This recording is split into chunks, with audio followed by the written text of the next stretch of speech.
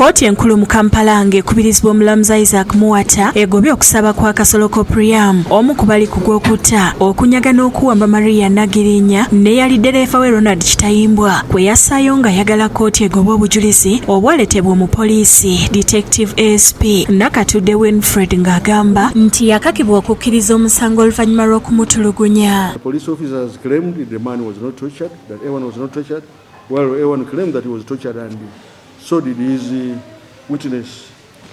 Accordingly, I find that the claims of torture have not been proved by the accused person to the standard required, and accordingly dismiss the claim of torture. Kkooti weegobye okusaba kwa Kasolo omusirikale Nakatudde n'amalayo obujulizi bwe obuwuniikiriza kkooti. Bangamba nti waliwo omukyala avuga emmotoka ya kika kya Special eri ku nnamba WBA nga ya langi njeru atambula ne ssente eziri wakati wa miliyoni 5-4 buli lunaku. Bino babingamba mu mwaka gwa 2018.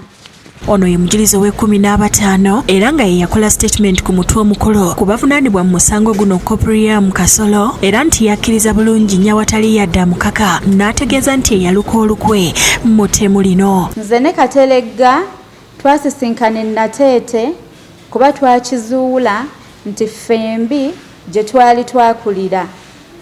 Katelegga yaŋŋamba nti Teewo ne Yona baamuwa endagiriro omukyalo oyo gye yali akolera ne gy'asula.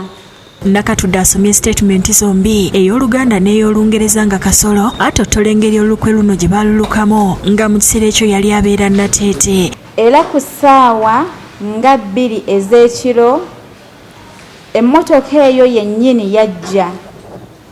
Endabirwamu y'omu maaso yali nzise Teewo ne Yona gye baayogera nga tuli mu kkomera.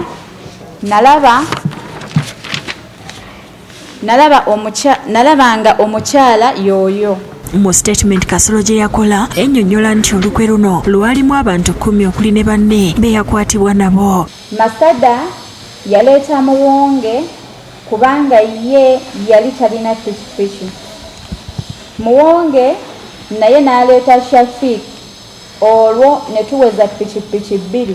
Kasolo era yagattako nti ekigendererwa kyabwe mu kusooka kwali kuwamba na kujja nsimbi ku Nagirinya naye oluvannyuma bano baabategeera ne basalawo okubamiza omuso nga batuuse mukono. Nalagira omwami aggulewo era nga yasooka n'agaana.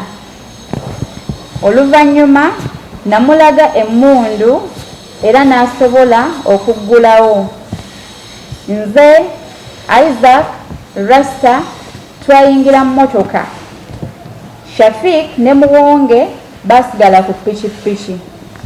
Ababiri bano twabalagira Nagirinya ne Kitayimbwa twabalagira bayite mu lukuubo lw'emmotoka batuule emabega. Ng'omupoliisi Nakatudde agenda mu maaso kuwa obujulizi bwe abamu ku b'eŋŋanda balabiddwako nga bakabira mu kkooti olw'engeri ey'obukambwe munnaabwe gye yattibwamu. Nagamba bannange Isaac ne Rasta nti engeri abawambe gye baatulabye mu maaso tetwetaaga baleka nga balamu, tulina okubatta.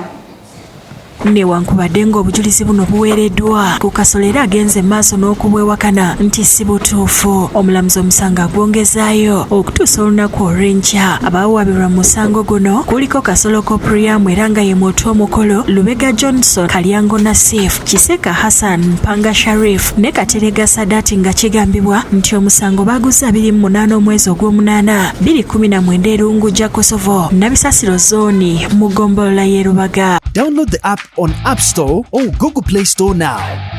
Vision Digital Experience, the future of media.